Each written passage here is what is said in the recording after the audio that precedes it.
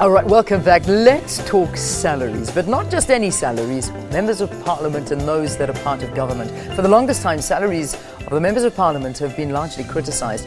Just earlier this year, President Jacob Zuma increased their salaries by 5%, despite an independent commission recommending that he do not do so. MPs are said to earn anything between 900,000 to over R1 million annually. Now, to discuss this further, we are joined by Melanie Trollip, who is the Managing Director of a human resource consultancy, PE Corporate Services. Good to have you. Welcome to the program. Thank you very much. Okay, so before we get into the whole conversation about what MPs earn and what's going on in the salaries, what are their responsibilities? I mean, what do they do to earn this money? They are representatives of the people of South Africa. They pass laws, and I think that is where their key responsibility lies. They also participate in and represent South Africa at international bodies. So if you look at their responsibility, it is quite significant and it has a national impact. And that is where the remuneration comes from. Or stems from.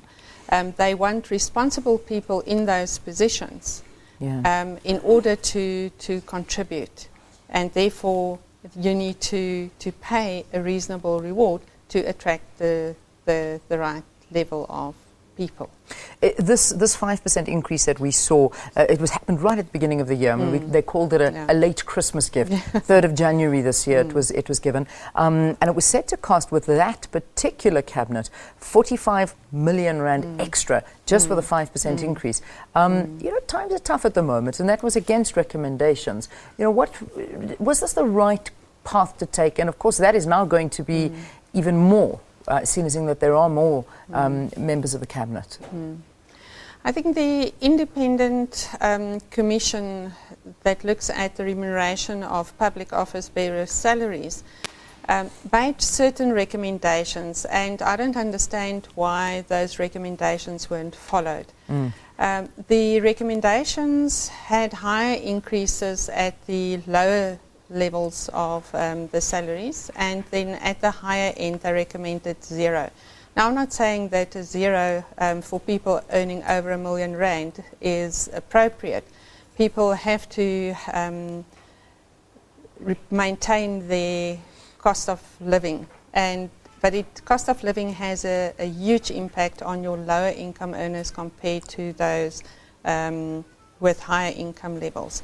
So, and I think due consideration was not necessarily given to these recommendations, and a flat or across the board increase on 5% may not have been as appropriate a decision to make. And especially in the economic times we find ourselves in. Absolutely. There are, in our records, in the surveys that we conduct, a lot of organizations have actually had salary freezes. They are restructuring. They're making sure that there are efficiencies in their organizations. And I think, to set an example, government should do the same as well. I mean, we had an article that came out earlier this week just looking at President Jacob Zuma's cabinet, saying that in his second term, with 73 cabinet ministers, it's going to be in excess of R1 billion. When we compare ourselves to other countries in the world, are we right up there when it comes to expenses in terms of MPs, parliamentarians, and the likes?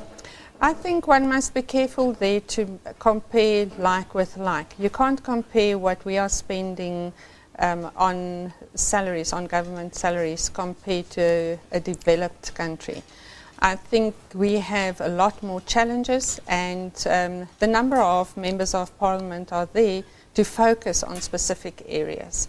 And I think the country needs to focus. But it is all about performance at the end of the day and delivering on the objectives.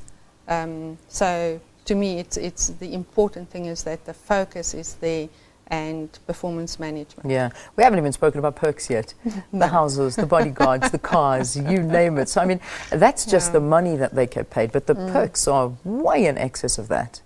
Yes, the perks are very generous in certain instances. I can understand that these roles require people to travel and be away from home. So I can understand certain perks like security, like childcare facilities, and the housing is a contentious issue, I think. I think it is more about the abuse of the perks.